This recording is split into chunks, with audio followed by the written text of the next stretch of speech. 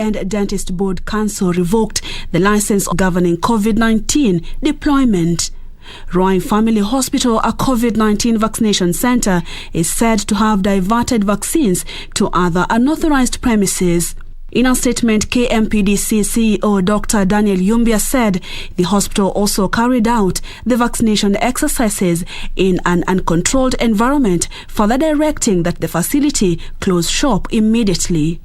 And the private facility linked to the hospital scandal has distanced itself from any unfair dealings with the owner, terming the fight against him merely political. Watu wa kijiji ama watu ambao wametukaribia bado hao ni wagonjwa. Na nikauliza kwa hisani yao, juu umepatiwa hizo dawa, tafadhali, huku tumekaliwa na ugonjwa zaidi. Tafadhali kujeni hapa Gatanga, utupigie chanjo hawa watu. Na wakaweka hiyo chanjo, na ndio nasikia sasa kuna fununu ati kisema hii na ile ingine, na lakini ningetaka kusema ya kwamba hiyo hospitali ambayo ilikuja kucharge hawa watu ni hospitali ambayo imepatiwa ruhusa na serikali kuchukua hizo madawa na ipelekee kwa Wakenya. Na Gatanga mtu akijitolea kuleta hiyo shindano anaonewa. Wakili Muleu amejitolea kutuletea hiyo shindano kwa sababu ya wale watu hawawezi wakafika kwa hospitali. Na sasa anaambiwa ati amefanya vibaya. The Roy Family Hospital's management is set to appear before the Council Disciplinary and Ethics Committee this afternoon. On Monday, Health Cabinet Secretary Mutahi Kagwe directed the board to deregister all facilities charging for COVID-19 vaccination. Purity Museo, Lunchtime News. Pastoralist communities in Sericho, Chari and Oldonyonyiero wards of Isiolo County, which are the worst hit by the current drought, will in the next few days receive food supplements targeting emaciated livestock which are facing the risk of death. Now 837 sacks of range cubes will be made available to the livestock keepers, while 2 generators and the generator spare parts will be provided to repair dysfunctional boreholes in the affected areas. The donation is courtesy of Nawiri, a consortium of non-governmental organizations involved in the fight against malnutrition in Isiolo and Marsabit counties.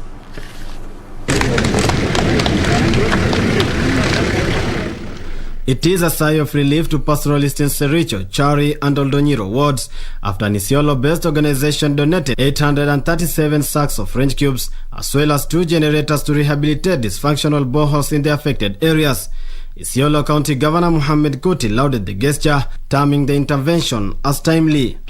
We also have fast-moving spare parts for generators that are pumping water for livestock and for people. As you know very well, around this time, water shortage is the main pain our people are going through, both for themselves, for drinking, and for their livestock. The region is facing severe drought, which is expected to worsen in the months of September and October. Very, very handy, and we really appreciate this support. We also appreciate the cooperation that has existed between the county government of Isiolo and Nawiri. County CEC in charge of agriculture, livestock and fisheries, Dr. Lawrence Mongela, said that the range cubes are highly in energy and protein content, advising livestock farmers to feed animals with the supplement as directed. Na nimesema hiyo ni asante, sababu pesa inaingia kwetu na pia hata nyasi imeingia ni yetu, bandala ya kwenda kununua na pesa kwenda nje. Sisi range cubes ni 837 ambayo itasaidia familia kama hizo. We have identified 6 boreholes that will be supported through rehabilitation and getting some spares to ensure that there's a continuous flow of water for our livestock there. Meanwhile, Governor Kuti directed the various non-governmental organizations operating in Isiolo County to put emphasis on projects that have a lasting impact on host communities instead of dwelling on temporary relief methods. Off to Narok, where Narok County Criminal Investigation Department has raised concern over increased cases of impersonation where members of the public are swindled of their hard-earned money.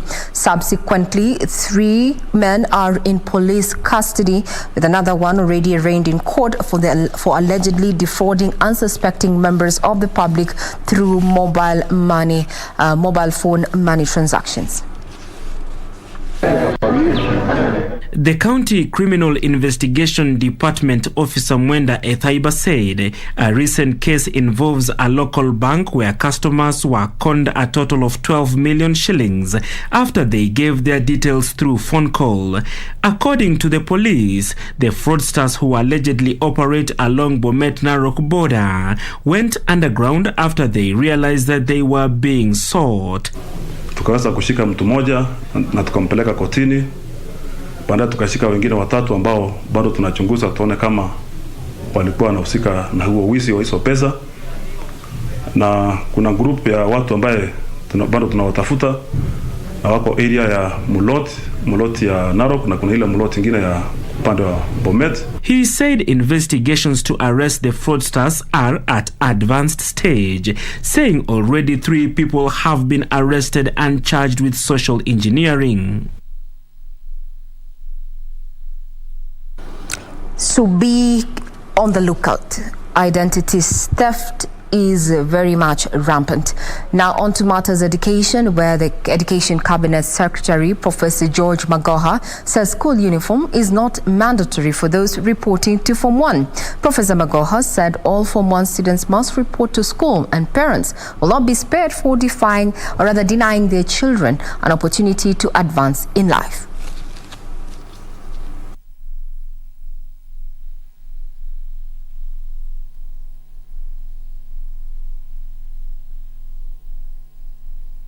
School and I get to report to school.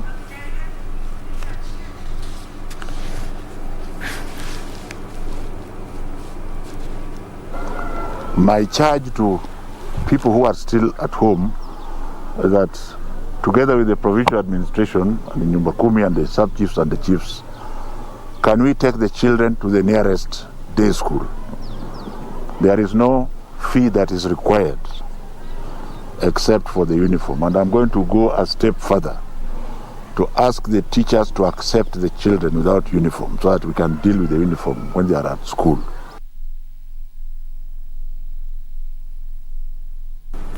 So now school uniforms are not a mandatory requirement for those seeking to join Form 1.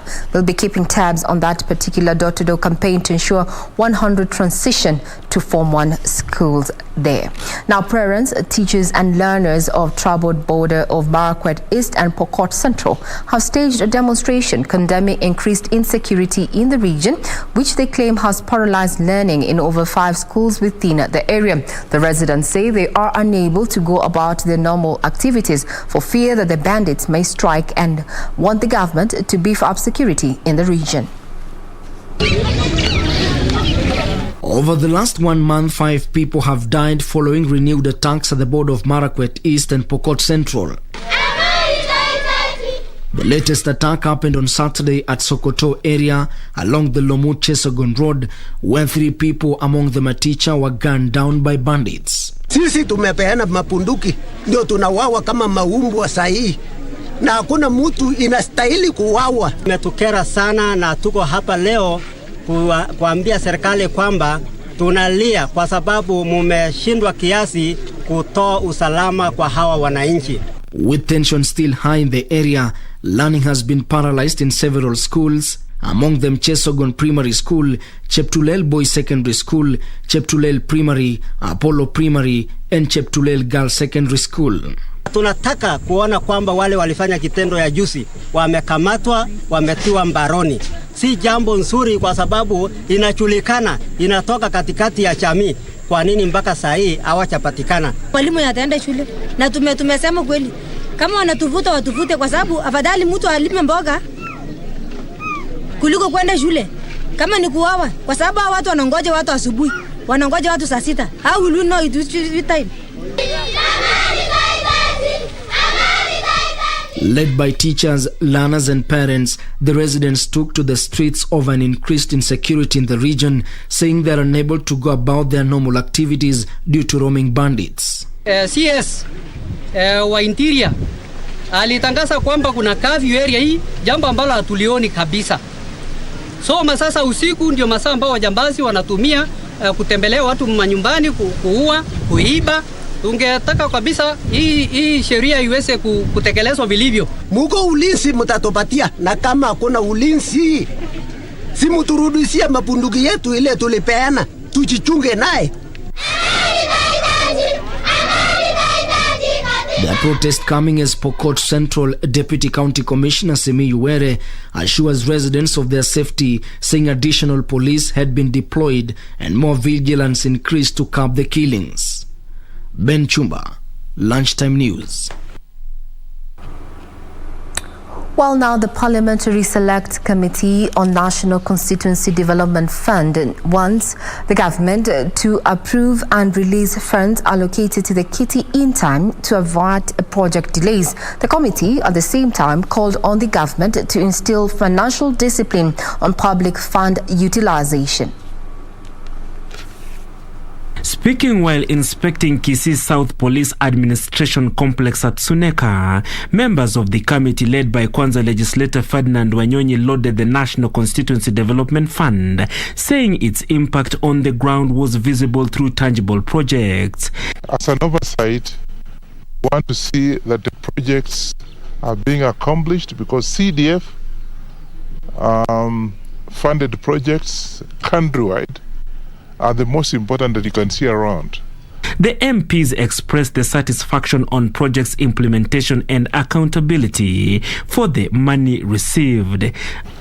CDF is a very critical fund. The fund that actually reaches the common mwananchi. We have various funds in this country. Those funds, their impact on the common man cannot be felt. Another member of the committee, Bochari MP Pavel Oimeke, said the government should instill financial discipline on public fund utilization. Of course, the National Treasury is to ensure that they disperse the CDF funds on time to the board, so the board can disperse to us so that we can develop our constituencies. CDF is the only fund in the whole country. I don't know about Kisii, but I can tell you that you can see projects in schools. You take it very seriously. Of course, administration is also administration, yeah, and of course other infrastructures that you see around.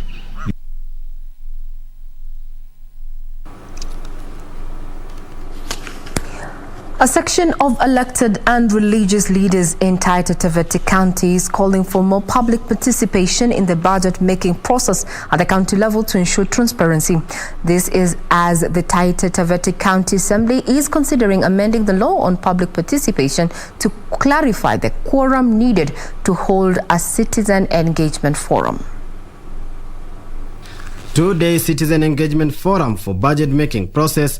Anglican Development Service Taita Taveta Diocese Administrative Secretary Archdeacon Livingston Mangome said the Anglican Church of Kenya has identified Taita Taveta and Kirinyaga counties to pioneer an audit of social protection program. Kama ingewezekana hata viongozi wetu wa kisiasa wangelikuwa na muda pia wa kuweza kuketi na viongozi kama tulivyoketi hivi leo, tukajadiliana masuala ya kaunti yetu na tukaona mahali ambapo pengine panastahili kuboreka, tuweze kuboresha pamoja. Na najua kama tungelifanya hivyo, basi tungeona ya kwamba yale ambayo pengine yangetusukuma watu waweze kupiga kelele, naweza kuyasawazisha kwa meza na basi yakawa sawa. Kwa hivyo proposal supported by non-state actors and civil society members who said the forum will address issues relating to governance in counties. We are looking at the best way forward on how we can engage, especially through the pandemic. How do we make effective and meaningful public participation? How do we make sure that these budget documents are available on a timely and accessible on a timely manner in the relevant platforms that are provided by law and even the county that they are providing. So it is. According to Godwin Kilele, the Taita Taveta County Assembly budget chairperson, law on public participation needs to be amended.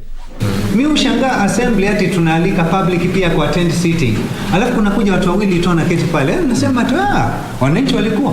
Umeelewa? So nafikiri hiyo law inatakana iangaliwe. Ukisema public participation unamaanisha watu wangapi? Nowadays hata kufanya mtu mmoja ni public. There is nothing you can do about it.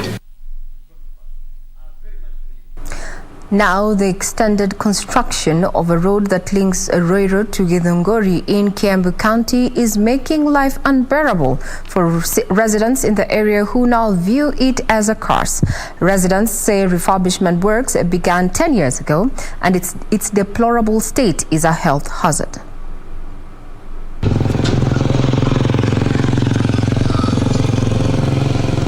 Construction of the road from Ruiru to Githunguri road has been going on for a decade. The poor state of the road, coupled with the dust, is literally giving residents here restless days and sleepless nights. Ngere Moshai, a resident of Kanjai in Githunguri, says they have gone to nearly all relevant offices to get help on the completion of the road to no avail.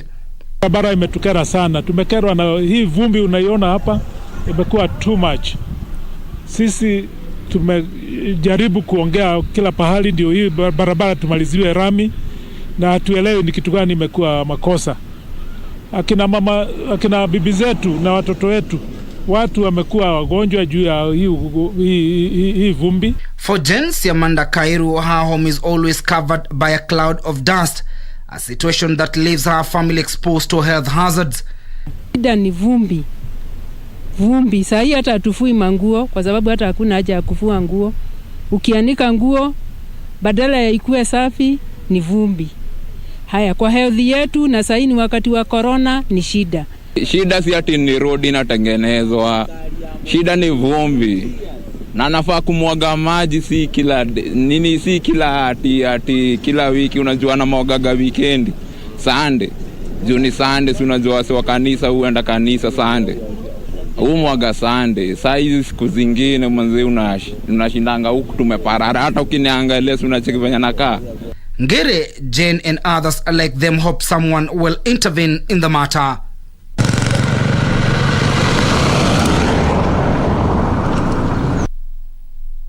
Well, on that note, we take a quick break, but when we'll be right back with more of what is making headlines, including matters, business and sports. Do not go away. We'll be right back.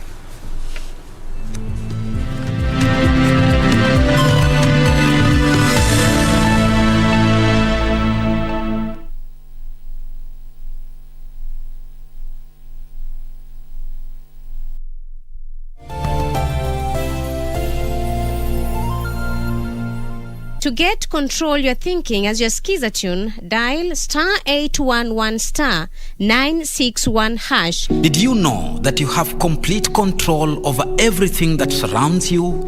Yes, fully control over all that comes out of the seas, the earth, and the universe. That control is your thinking. Good thoughts bear good fruits, but bad thoughts will always bear bad fruits. Control your thinking. To get control your thinking as your skiza tune, dial *811 *961#. *811 *961#.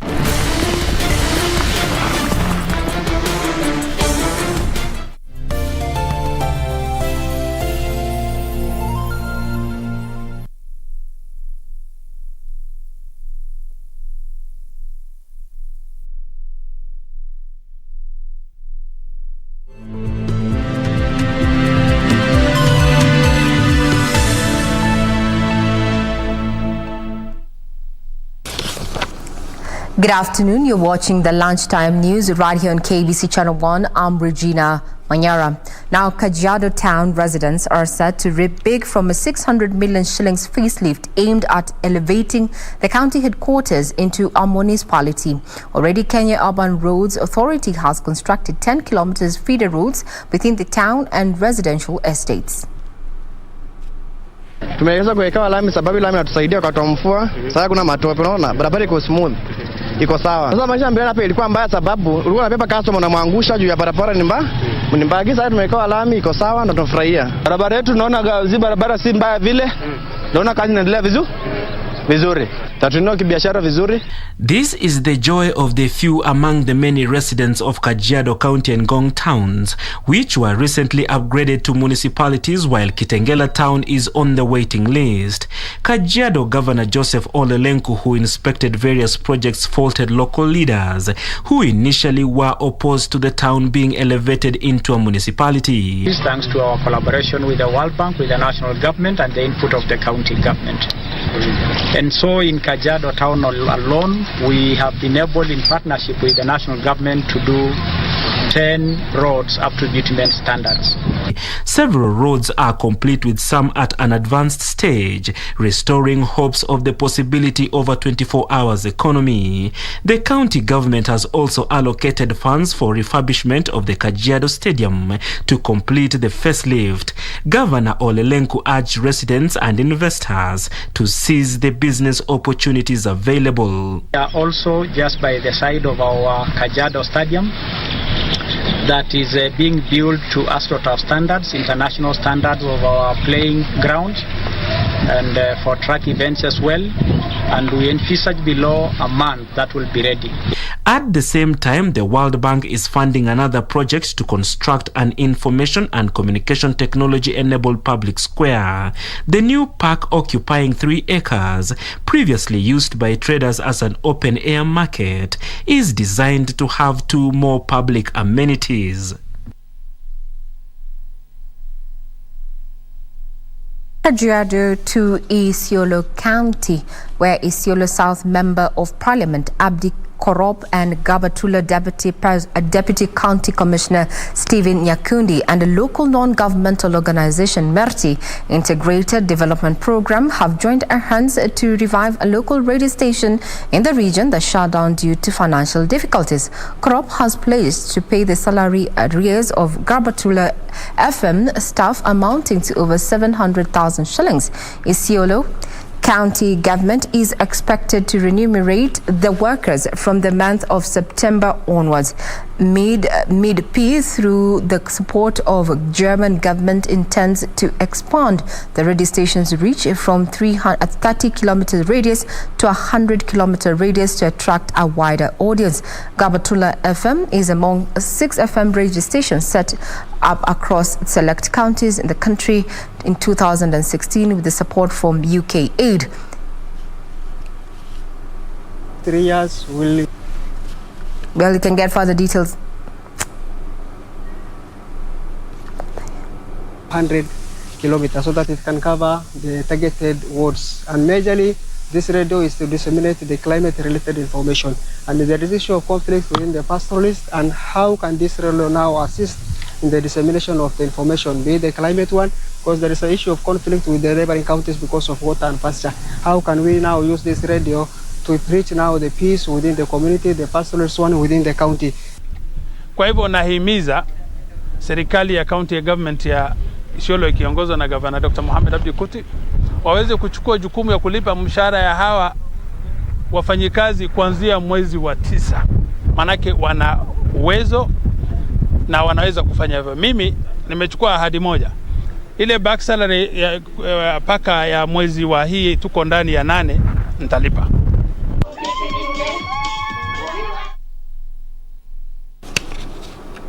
Now, parents have been challenged to take up the roles of mentoring their children and guiding them through their day-to-day activities. Speaking during the handover of classes at St. Peter's Kagumore Day Secondary School in Manyara constituency, area MP John Mushiri said parents were to blame for the government's 100% transition failure. ACK Diocese Embu Bishop David Mureithi, who graced the occasion, urged learners to stop seeking employment before completion of their studies.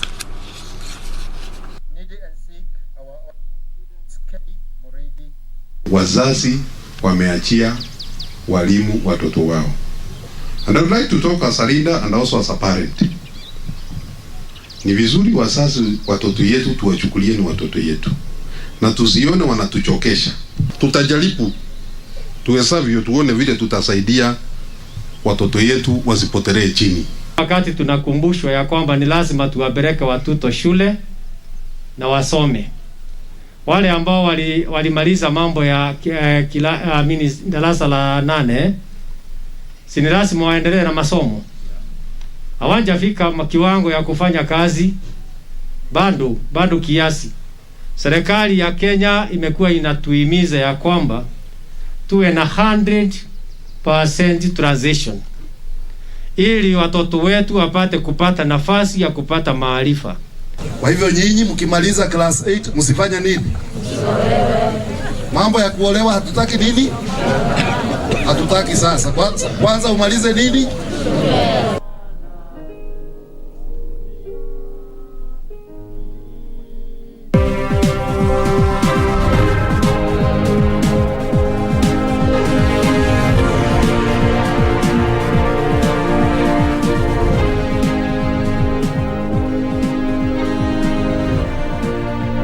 To money matters, digital lending platforms have vowed to reduce lending rates if the government allows them to list loan defaulters with the Credit Reference Bureau. Now, this is according to the latest survey by Re-Analytics that also indicates that data privacy is a list of worries for borrowers who are mostly concerned about efficiency of disbursement and cost of the loans.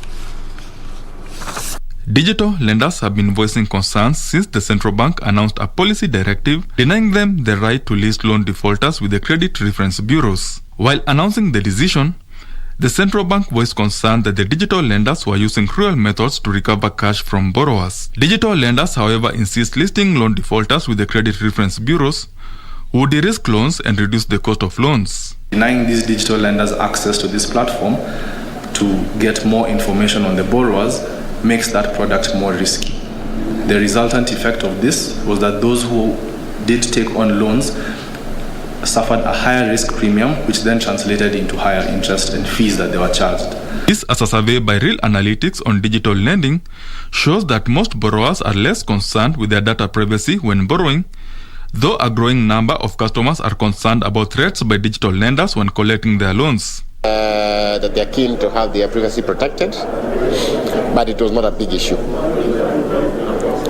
In terms of ranking of the issues, it was one of the lower issues. The survey shows that most digital lending customers were aged between 30 and 38 years and also constituted the largest percentage of defaulters. Customers aged 35 years and above borrowed money to invest in business, while those below 35 years borrowed for personal use. Now again, you must look at it between different age groups. So amongst the youth, it was immediate needs.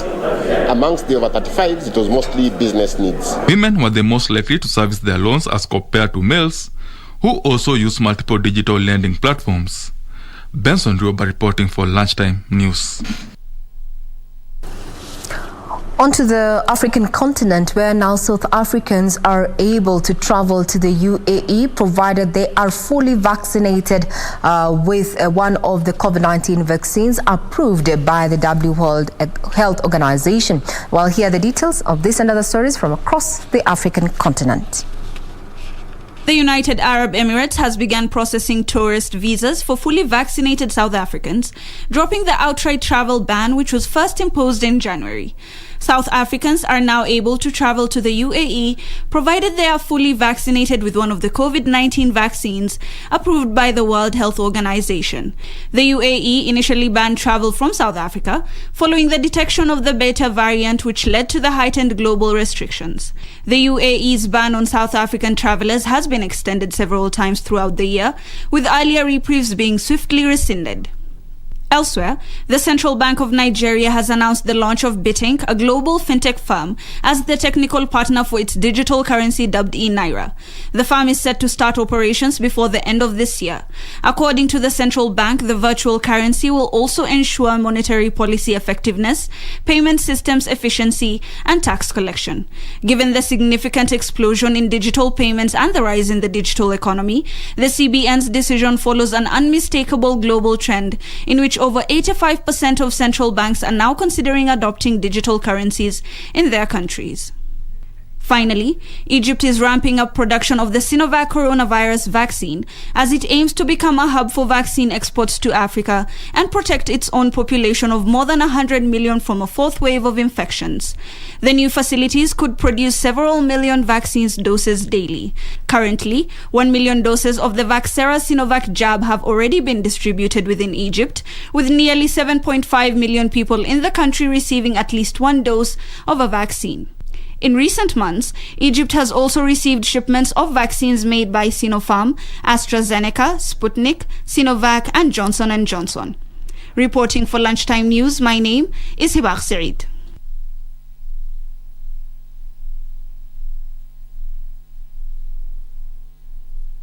Back to the local scene and talking about matters coffee, where coffee brokers who want duly licensed brokerage firms admitted to the Nairobi Coffee Exchange. The National Coffee Cooperative Federation of Kenya is petitioning Parliament to declare a legal notice issued by Agriculture Cabinet Secretary Peter Munya that reinstated and extended marketing agents' licenses for a year revoked due to lack of stakeholder consultation.